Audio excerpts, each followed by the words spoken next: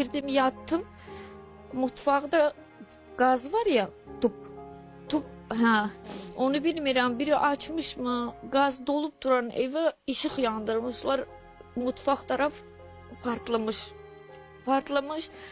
şey, Allah ben tarafa gelir, ben de dururam buna bakarım, neyleyim bilmiyorum. Alova baxırdı. Ha, neyleyim bilmiyorum. Uşaqlar da yanındaydı. Yok, adamdaydı. Saçlarım bu kadardı benim. Saçlarım çok sevindim. Birinci saçım yandı.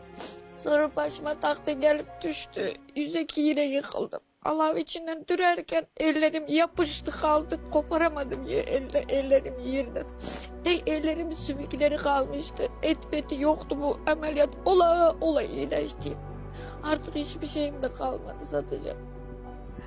Ne zaman, neçə dəfə əməliyyat oldun? 10 dəfə. kere. 10 kere. 2 kere kalbim durmadı.